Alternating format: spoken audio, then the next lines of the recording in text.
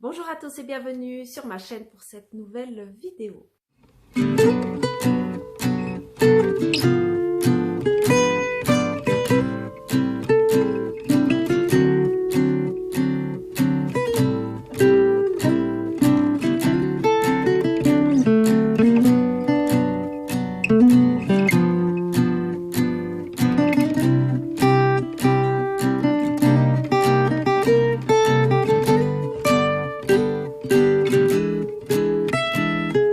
J'espère que vous allez bien, je vous retrouve aujourd'hui avec grand plaisir. On est le lundi 3 mars et j'ai pris la décision de vlogger durant ce mois de mars à raison d'une vidéo par semaine. Enfin, je vais essayer de m'y tenir.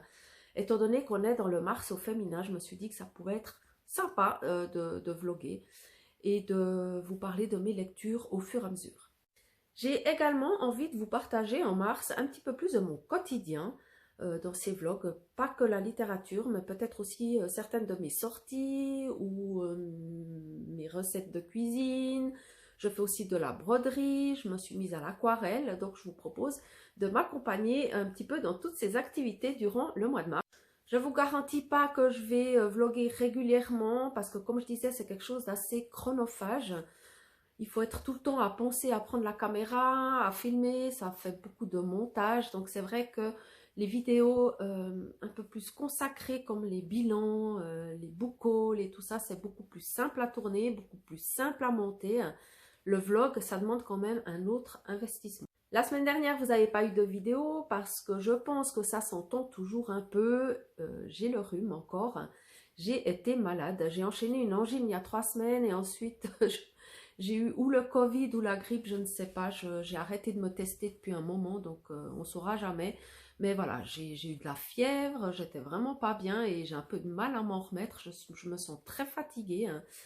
Et voilà, mais bon, patience, je pense que tout ça va rentrer dans l'ordre dans les prochains jours. Niveau littérature, en ce moment, je suis en train de terminer La mort de Tante Dimity de Nancy Atherton, j'espère que ça se dit comme ça, que j'avais acheté quasiment à sa sortie et voilà, je me suis lancée dans celui-là parce que je trouvais la couverture jolie, un peu printanière comme ça, et c'est vrai que je trouve que cette année, l'hiver se fait très long. On a eu énormément de brouillard ici par chez moi durant l'automne et l'hiver. Et c'est vrai qu'au niveau moral, ça me pèse un peu. Pourtant, je suis quelqu'un dont la saison favorite est l'automne. Mais là, ce coup-ci, cette année, c'est vrai que j'ai envie de sortir de ce brouillard, de cette grisaille, et d'aller maintenant vers le printemps. Et c'est vrai que cette couverture faisait totalement le job. Et ma foi, c'est plutôt sympa, c'est très doux. On va être avec une protagoniste qui s'appelle Laurie. Et elle va être amenée à devoir enquêter sur cette fameuse tante Dimity qui est décédée, qui était une amie de sa mère qui est également décédée. Et par des courriers, elle va devoir mener une enquête. Alors, c'est du cozy mystery, mais sans vraiment, il n'y a pas de cadavre, en tout cas pour le moment. On va être plutôt sur une enquête, entre guillemets, familiale, même si Tante Dimity n'était pas de la famille. Mais voilà, c'est un petit peu ça la vibe, sur une enquête plutôt sur le passé de Tante Dimity. À un moment donné, on apprend qu'il s'est passé quelque chose et Laurie va devoir enquêter, à savoir mais qu'est-ce qui s'est passé dans la vie de Tante Dimity à ce moment-là. Et ma foi, c'est une lecture qui est très douce, qui est très agréable, je m'y plais beaucoup. J'ai pas le deuxième tome, je vais me rendre en librairie d'ailleurs tout à l'heure, je vais vous emmener avec moi. J'ai une petite liste d'ouvrages que j'ai envie d'acquérir, dont la suite de La mort de Tante Dimity qui s'appelle Le secret de Tante Dimity. Et puis vraiment, j'ai trouvé que Verso ont fait un travail éditorial pour la couverture et pour les entêtes de chapitres aussi. Je vais essayer de vous montrer, hein. Tous les chapitres sont un peu travaillés, les entêtes, comme ça. C'est très joli. Par contre, j'ai trouvé pas mal de coquilles. Pas forcément de fautes d'orthographe dans l'ouvrage, mais il manque des le, des un, voilà, des petits mots comme ça. J'en ai relevé pas mal. Bon, ça ne m'a pas gêné à la lecture, mais voilà, il y a pas mal de coquilles quand même. Comme on est entre deux saisons, c'est vrai qu'on ne sait plus trop quoi porter. Moi, voilà, aujourd'hui par exemple, il y a un petit peu de soleil, mais souvent, malgré le soleil, il fait encore très froid. Donc je vais essayer de m'emmitoufler quand même un petit peu. Et on va partir en librairie.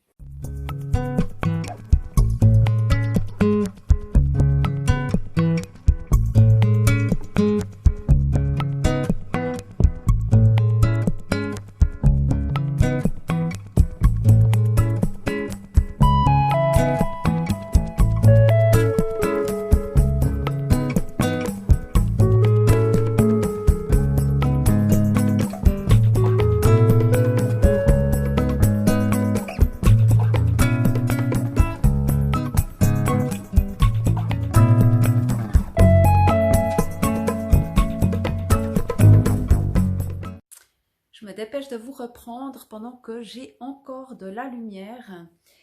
La semaine passée, j'aurais dû vous parler de mes lectures du mois de février dans la vidéo que vous n'avez pas eue. Je vous propose de vous faire un petit bilan vite fait. Je ne vais pas trop m'attarder sur tous les livres parce qu'il y en a qui clairement ne vont pas me rester en tête très longtemps parce que j'ai moyennement apprécié. Mais j'avais quand même envie, voilà, de vous faire un petit retour lecture pour ce mois de février. Je vous montre...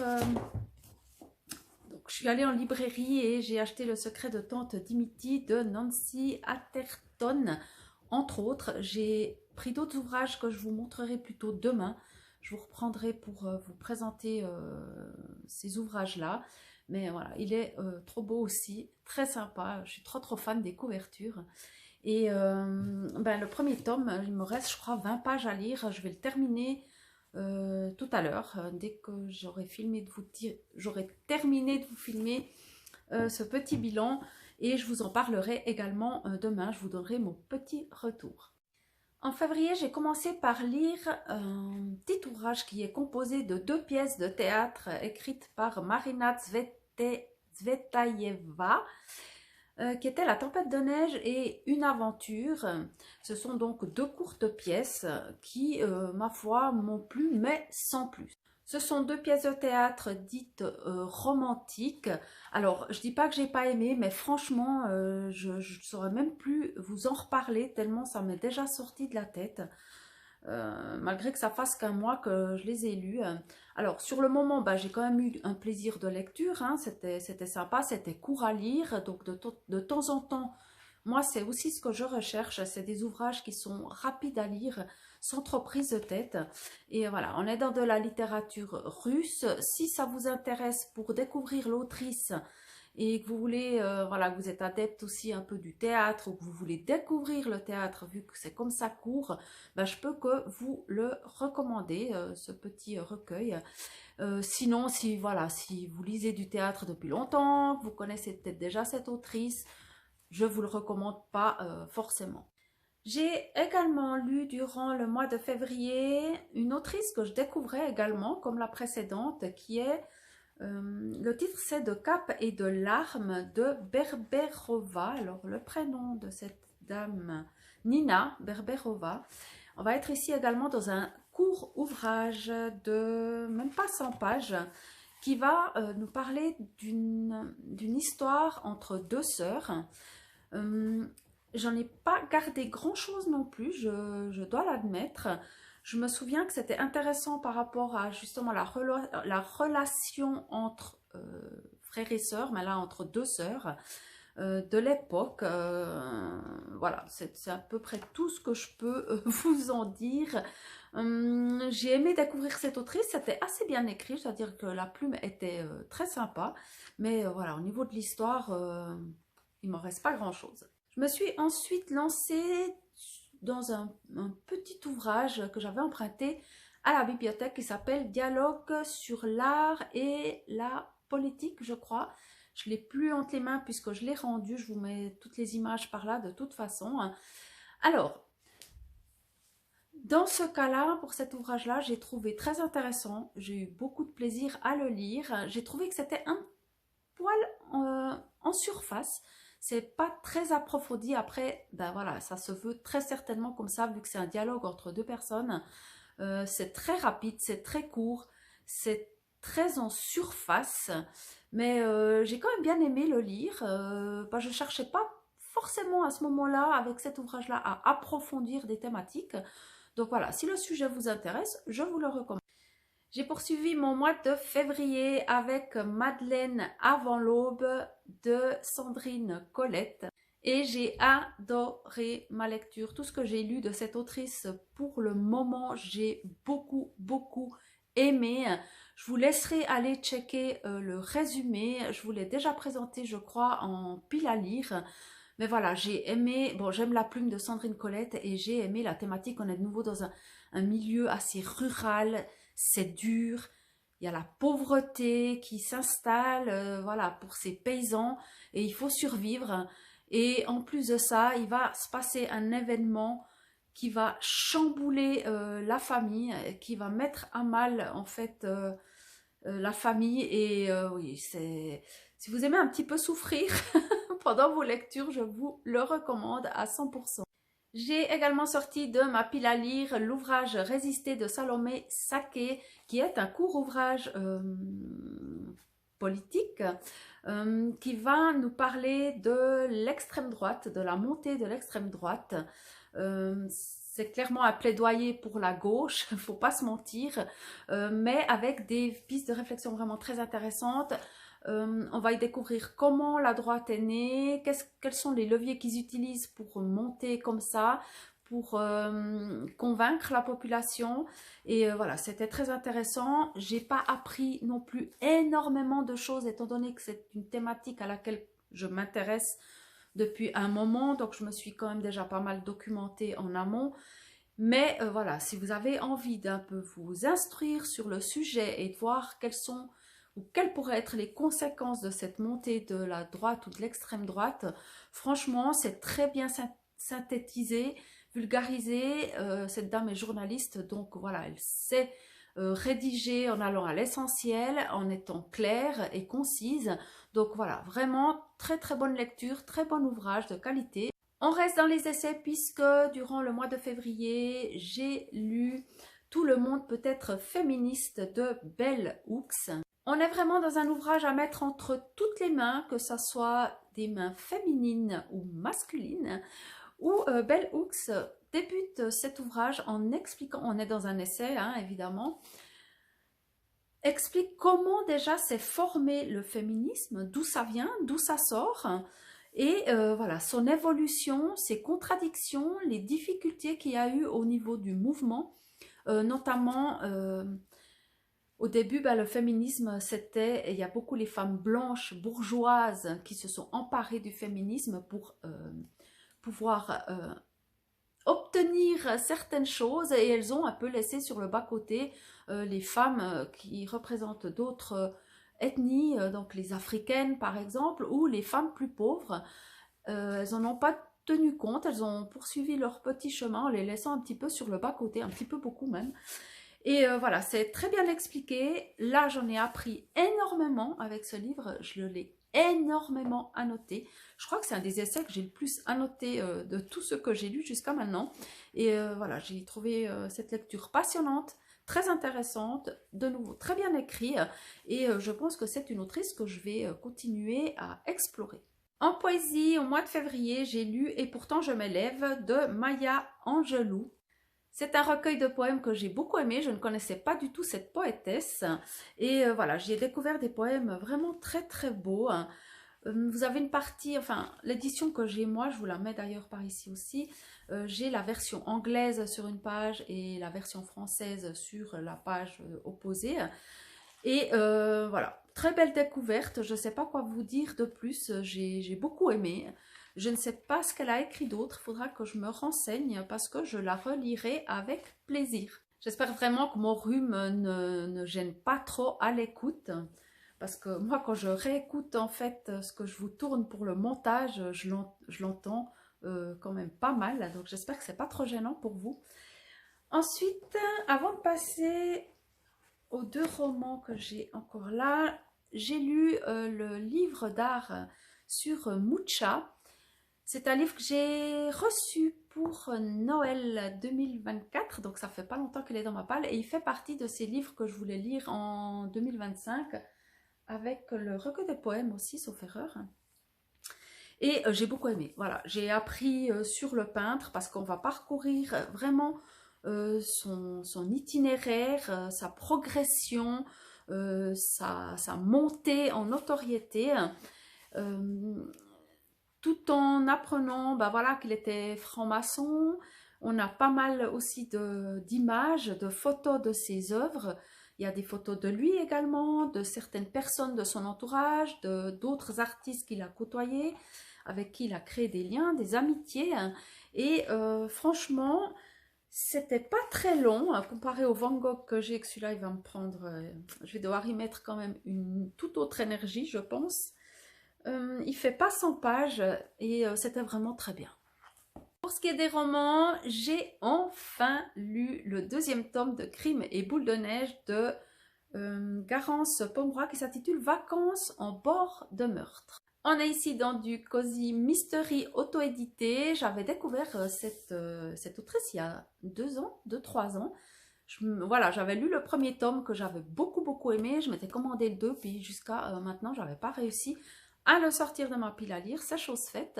Et voilà, j'ai beaucoup aimé à nouveau. Donc, je vais pas vous en parler plus que ça, vu que c'est un tome 2. Mais j'ai eu grand plaisir à retrouver les personnages, à suivre l'enquête, l'ambiance du roman. Voilà, tout m'a plu. C'est pas un coup de cœur, mais c'est une très bonne lecture. Et c'est avec grand plaisir que je vais me commander le tome 3. Je vous ai gardé mon avis sur Les raisins de la colère de John Steinbeck pour la fin. Je l'ai lu en lecture commune avec Sandrine Melulu-Contet sur Instagram et Laura. Et quelle claque! L'auteur a reçu le prix Nobel en 1962 pour ce roman. Et j'avais lu du même auteur La Perle, que j'avais déjà beaucoup aimé. Et ici, vraiment, c'est un texte qui est tellement poignant. Par moments, il est étouffant. Tellement il y a de misère, tellement on craint pour cette famille qui doit, à un moment donné, s'exiler, aller chercher du travail ailleurs parce que la ferme où ils sont, eh ben, ça va plus. Il y a les tracteurs qui arrivent, tout commence à être automatisé. Et ils n'ont plus d'avenir sur leur ferme, donc ils décident de tout charger le peu qu'ils ont dans un espèce de fourgonnette, de camion, et de partir sur les routes à la recherche de travail, comme des milliers d'autres paysans. Et c'est vraiment la misère, mais totale. Il y a vraiment des moments où, waouh! Le pire, c'est que c'est tiré de faits réels, et ça fait froid dans le dos. Quand il n'y a pas de travail, il n'y a pas d'argent, il n'y a plus de nourriture, et on est une famille, il y a des enfants, et il faut quand même survivre. C'est vraiment...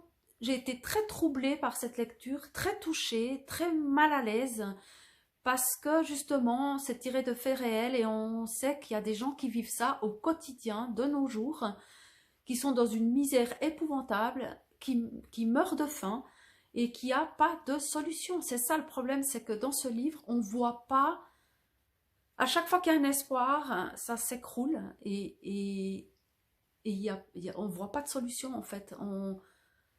Moi j'imagine dans cette situation-là, je me vois vraiment, je sais pas, baisser les bras et puis se laisser mourir, quoi.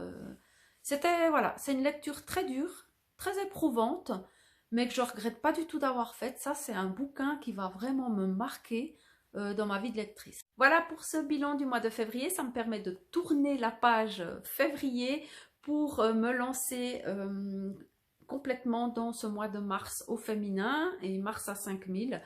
Mais j'avoue que, bon, le mars à 5000, je ne me suis pas fait de programme de lecture ni quoi. D'ailleurs, je ne sais même pas ce que je vais lire après la mort de Tante Dimity. Je ne pense pas enchaîner avec la suite. Voilà, je ne sais pas encore. Je vous tiendrai au courant demain parce que je l'aurai fini. Et je vous dirai du coup dans quoi je me suis lancée. Je vous présenterai les achats que j'ai faits aujourd'hui en librairie. Je vous dis à demain.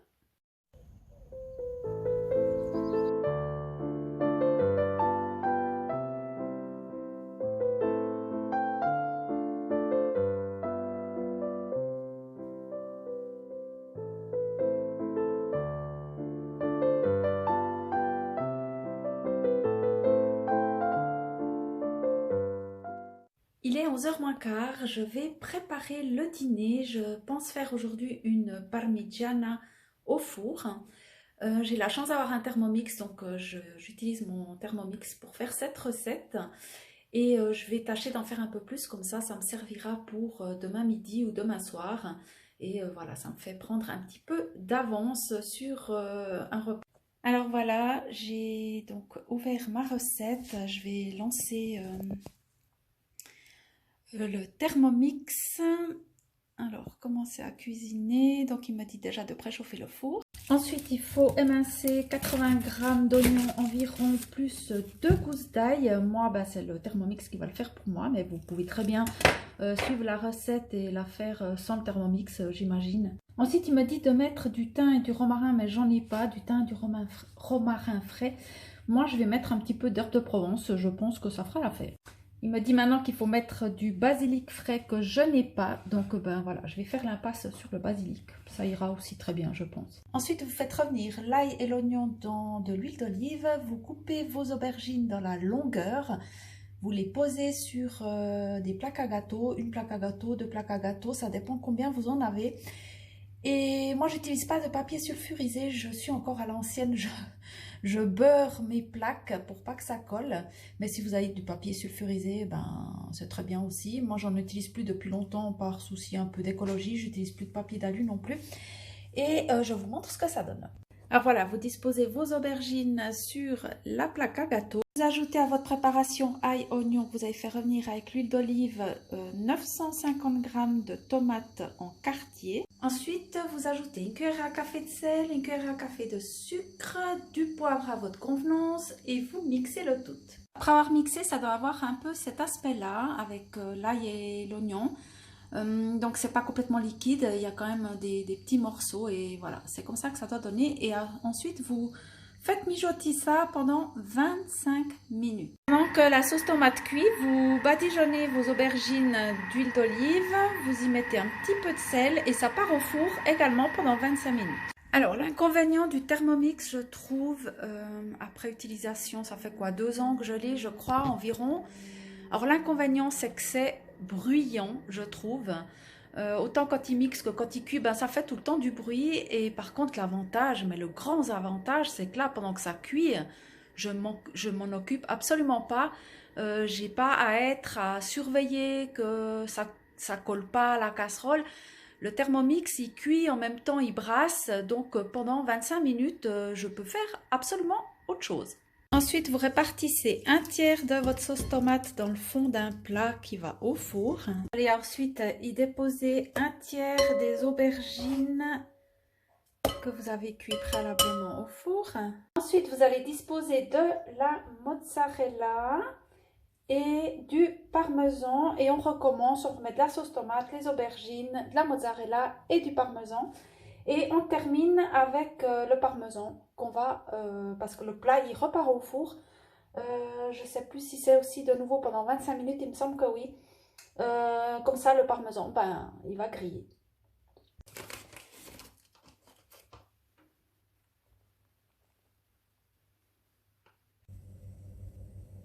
Personnellement, 5 minutes avant la fin de la cuisson, je sors mon plat du four et je vais mettre des pois chiches pour les protéines. C'est juste pour les réchauffer parce qu'ils sont déjà cuits. Donc 5 minutes avant la fin de la cuisson, je les répartis sur le dessus du plat et je remets ça au four pour 5-6 minutes. Je reviens sur ma petite sortie en librairie du début de semaine parce que je vous ai parlé de la suite de Tante Dimity, la mort de Tante Dimity. Je suis allée donc chercher la suite qui est Le secret de Tante Dimity et je me suis pris 3 autres ouvrages, je vous les montre tout de suite. Je me suis pris La végétarienne de Han Kang. Je suis un petit peu chafouinée par cette couverture parce qu'ils ont mis, au lieu de mettre un bandeau, Ce coup-ci, ils ont carrément imprimé sur la couverture prix Nobel 2024. Je trouve ça un petit peu dommage. Dites-moi ce que vous en pensez en commentaire. De ce que j'ai compris, on va être avec une femme qui aimerait devenir un végétal. Voilà, c'est un peu tout ce que j'en sais, mais j'ai trouvé que c'était original et j'ai hâte de voir ce que ça va donner, comment l'autrice va mener son histoire. Donc voilà, il n'est pas très long, donc j'espère le sortir assez vite. Ensuite, un titre qui me tente depuis sa sortie, et il est sorti en poche maintenant chez Folio. Alors j'ai craqué, je me le suis pris, c'est Du thé pour les fantômes de Chris Vuklisevich. J'espère que je ne l'écorche pas trop. La couverture est trop jolie, c'est la même que pour le grand format, je la trouve vraiment très très belle. Et on va être ici dans du fantastique, voilà, j'ai hâte de le lire. Dites-moi en commentaire si vous avez lu l'un des titres que je vous présente là. Ça m'intéresserait de savoir si vous avez aimé ou pas. Et puis voilà, mais je ne sais pas quand je vais le sortir, je me dis, ah, il serait quand même bien d'après le titre pour l'automne, mais l'automne est tellement loin, je ne sais pas si je vais tenir jusque-là. J'ai également craqué pour La maison au sortilège de Emilia Hart, aux éditions Pocket. La couverture est aussi très très belle. Je suis pas sûre qu'on est dans du fantastique, je ne sais plus exactement de quoi ça parle. Je vous en reparlerai quand j'aurai démarré. Je ne sais pas si on est dans du fantastique ici, mais il me semble que oui. Avant de décider de vous faire un vlog de vlogger durant le mois de mars, j'avais prévu de vous sortir une vidéo book haul parce que j'ai d'autres ouvrages que j'ai achetés ultérieurement. Et ceux-là, je vous les présenterai peut-être plus tard dans cette vidéo. Je ne veux pas non plus trop enchaîner les résumés et tout ça. J'ai peur que ça soit barbant pour vous. Donc voilà, pour le moment, je vous présente déjà ces dernières acquisitions et je reviendrai plus tard dans cette vidéo avec les autres. Niveau lecture, j'ai terminé La mort de Tante Dimity, qui a été, ma foi, une bonne lecture, à part ben, voilà, quelques petites coquilles, comme je vous disais. Il y a quelque chose qui m'intrigue, c'est que l'histoire a l'air terminée en fait. À moins que j'ai loupé quelque chose, il me semble que tout est résolu dans ce premier tome. Donc j'ai quand même hâte de voir qu'est-ce qui va se passer dans le tome 2. Et je suis partie dans une nouvelle lecture qui ne faisait pas partie de ma pioche à lire du mois de mars. Donc ça y est, je commence déjà à prendre des chemins de traverse.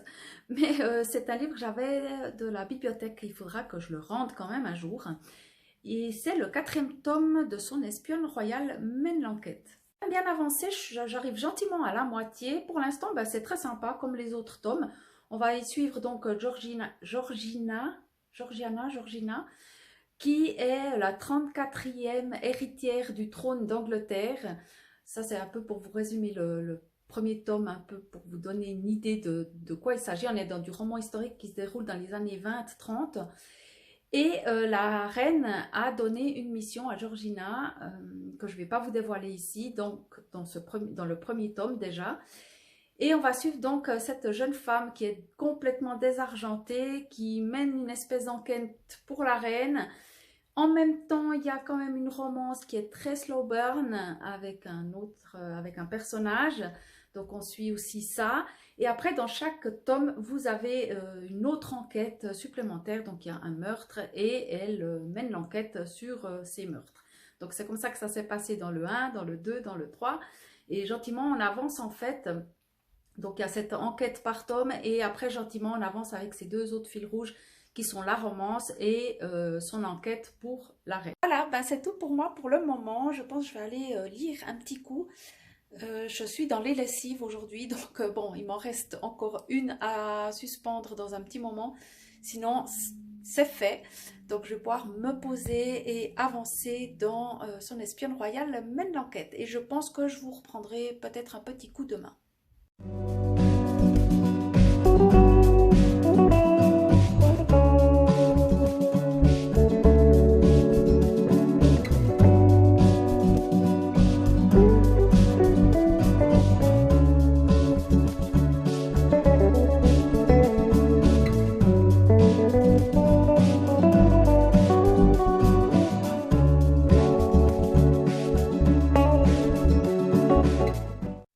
Je viens d'abandonner le livre que j'avais commencé.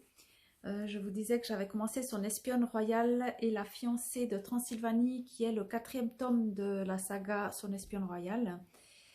Et je l'ai abandonné à 150, passé 150 pages. parce qu'il y a 3 choses qui m'ont dérangée. La première, c'est j'y ai trouvé de la grossophobie. Après, on se dit, bon, c'est dans l'histoire, c'est le personnage, mais voilà, ça m'a interpellée. Ensuite, j'y ai trouvé un passage de, voilà, c'était raciste, donc je me suis dit, bon, ça commence à bien faire.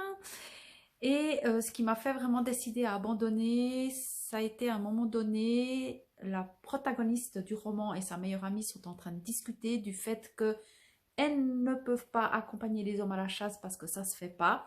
Et la meilleure amie de la protagoniste déclare: c'est bien dommage car moi j'adore tuer les animaux, pas toi. Alors voilà, ça m'a déplu, donc voilà, je pense arrêter cette série. Je ne sais pas si s'il y a d'autres éléments dans ce genre dans les tomes futurs. En tout cas, dans les 3 premiers, j'avais pas relevé ce genre de choses, mais dans celui-là, vraiment, il y a tout ce qui me déplaît. Du coup, je vais me lancer dans Le printemps peut-être de Lena Furlan aux éditions Slatkin. C'est une acquisition que j'ai faite dernièrement.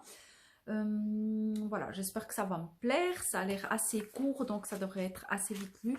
J'espère le terminer avant la fin de ce vlog, avant la fin de la semaine, afin de vous donner mon petit avis. Je vous relis le 4e de couverture. Je crois que je vous l'avais déjà lu en book haul, mais je vous le relis, il est assez court. Le minuscule cahier est devenu réservoir, et sous mes yeux, là, s'allonge ce qu'il y avait dans ma tête, sous ma poitrine, au fond de ma gorge. Les mots viennent seuls, je n'ai pas besoin d'y penser, qu'ils sont déjà écrits. J'en ai presque peur, je ne peux plus m'arrêter. Toutes ces choses que je ne savais pas, elles sont désormais là. Elles n'appartiennent pas à quelqu'un d'autre, ce sont les miennes. J'avais également dit que je vous reviendrai pour vous présenter un petit peu les derniers achats livresques que j'ai fait. Je ne vais pas tous vous les présenter dans cette vidéo vlog, je vais en garder quelques-uns pour la semaine prochaine parce que sinon ça va être trop long. Je ne sais pas à combien de minutes je suis déjà, mais je crois que ce vlog va être assez long. Avant que j'oublie, parce que j'ai tendance à oublier de vous parler des achats numériques que je fais pour ma liseuse Kobo. Et je viens d'acquérir un livre. Je vais tâcher de vous mettre l'image par ici. Le titre, c'est Toutes les nuances de la nuit. On va être ici dans un roman noir qui se déroule aux États-Unis. On va y suivre 2 enfants issus d'un milieu assez pauvre, défavorisé, et à un moment donné, ben voilà, il y a une amitié entre eux assez forte, d'après ce que je crois, et à un moment donné, il va y avoir un drame, et l'histoire va basculer. Je me suis donc procuré dernièrement Déclarer l'état d'urgence climatique d'Aurélien Bouteau, et s'il était trop tard pour la transition. Alors voilà, ce livre m'intéresse, c'est un essai, puisque ben, je m'intéresse d'assez près à tout ce qui est écologie depuis un sacré bout de temps. Et voilà, ma curiosité l'a emporté. Ensuite, j'ai également acquis un livre de Simone Weil. C'est un essai qui s'intitule La condition ouvrière, donc je pense que tout est dans le titre, je ne vais pas relire le résumé. Je ne crois pas avoir déjà lu Simone Weil, qui est tout de même une des plus grandes représentantes du féminisme. Elle a beaucoup lutté pour pas mal de choses et voilà, j'avais envie de la découvrir. Et tout ce qui est milieu ouvrier, j'aime beaucoup, ça m'intéresse aussi énormément. Comme par exemple, ben, récemment j'ai lu Les raisins de la colère, qui va parler un petit peu de ça, la pauvreté, la condition des ouvriers. Et je ne cesserai jamais de vous recommander La jungle, qui a été un énorme coup de cœur de Upton Sinclair, je sais plus, Sinclair, et qui, voilà, je vous le recommande. Alors c'est sûr, c'est des lectures qui sont assez dures, il faut le savoir. En poésie, je me suis procuré l'ouvrage Œuvre, ça s'appelle tout simplement Œuvre, de Louise Labbé. Recueil de poèmes, j'ai hâte de la lire. J'avais également feuilleté, je ne sais plus pour laquelle c'était aussi. J'avais parcouru à l'occasion quelques poèmes et ça m'avait voilà, beaucoup plu. Donc j'ai hâte de le lire et de vous en parler une fois que ça sera fait. Un livre que j'ai énormément vu passer et je me le suis procuré parce que je me suis dit pourquoi pas. Je suis très peu au fait, je ne connais vraiment pas beaucoup tout ce qui est au niveau de la santé, le glucose, le lactose, pourquoi certains sont allergiques, d'autres pas, qu'est-ce que ça peut bien faire et tout. Et j'ai beaucoup vu passer Glucose Révolution de Jessie Inchauspé.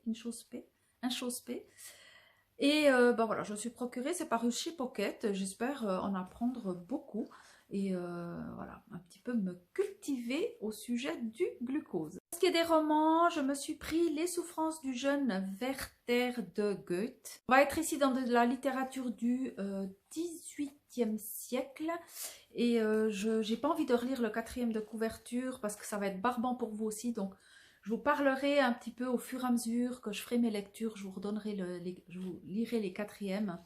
Et voilà, j'espère que c'est accessible. J'ai craqué maintenant pour un roman historique qui a gagné le prix, enfin le grand prix du roman historique 2024. C'est un roman de Alison Weir.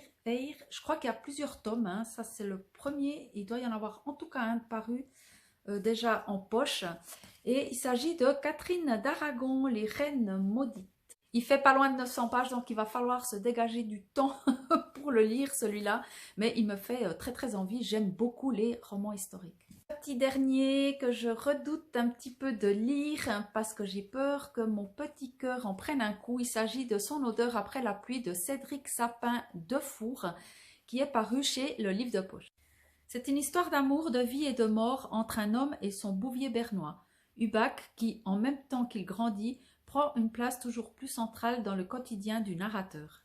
Voilà, ça c'est le début du 4e de couverture. Voilà, je pense que ça va être un petit peu triste quand même. Je vais m'arrêter là pour aujourd'hui. Je vous reprendrai demain pour vous dire où j'en suis avec ma lecture en cours et puis pour clôturer ce vlog.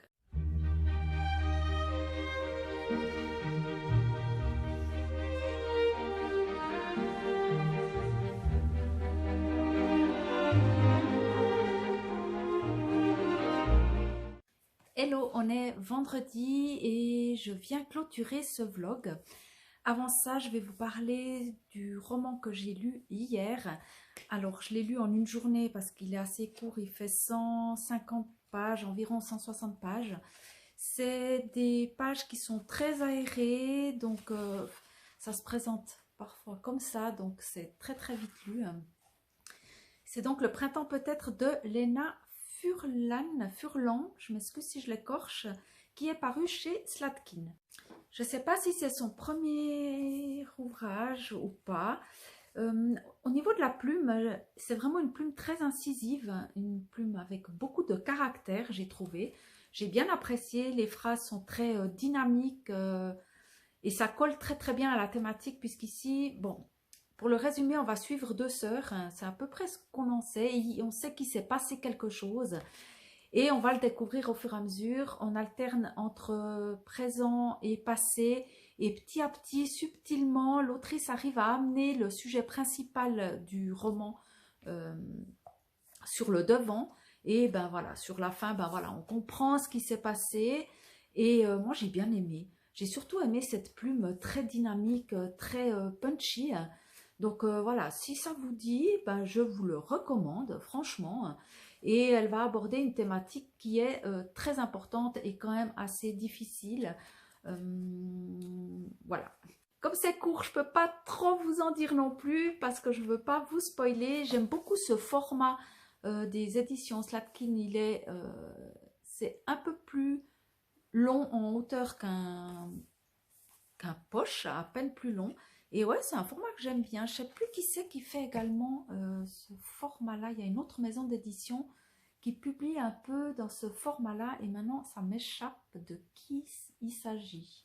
J'ai trouvé, c'est Actes Sud qui a aussi souvent ce format un petit peu plus long que le format poche. Je suis assez contente parce que hier, j'ai terminé une broderie qui traînait dans mes placards depuis très longtemps, hein, qui représente une montée à l'alpage, ça s'appelle une polia et voilà, j'ai réussi à la terminer hier et j'ai repris, je vous ai mis un petit rush juste avant, j'ai repris également une broderie que j'avais également laissée de côté qui représente voilà, ce personnage qui emmène les enfants dans une petite charrette avec une oie et il est bientôt terminé aussi. Je pense que vous le verrez fini dans le prochain vlog. J'espère que vous avez passé un agréable moment en ma compagnie. compagnie, que vous faites de belles lectures.